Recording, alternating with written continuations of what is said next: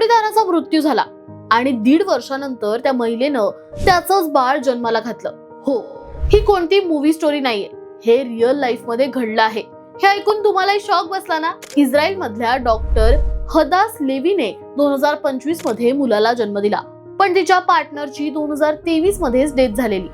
मग हे कसं जमलं? तर यामध्ये पोस्टमॉर्टम स्पर्म रिट्रीव्हल वापरलं गेलं. आता तुम्ही म्हणाल हे काय असतं? सांगते. माणसाचा मृत्यू झाल्यानंतर काही तासांपर्यंत त्याच्या शरीरात जिवंत शुक्राणू असतात.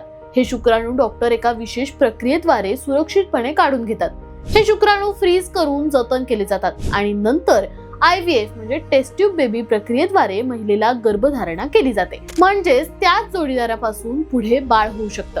परंतु यासाठी आधी मृत व्यक्तीकडून शुक्राणू काढण्याची कायदेशीर लेखी परवानगी असायला हवी किंवा जोडीदाराने योग्य विनंती केलेली असावी.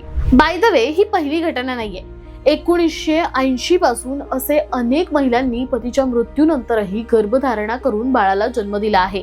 अमेरिकेत तर या प्रक्रियेसाठी दिवसेंदिवस विनंत्या वाढत चालल्या आहेत. हे किती क्रेझी सायन्स आहे ना? तुम्हाला या घटनेबद्दल काय वाटतं? कमेंट मध्ये सांगा आणि अशाच भन्नाट गोष्टी जाणून घेण्यासाठी सबस्क्राईब करा जबरी खबरी.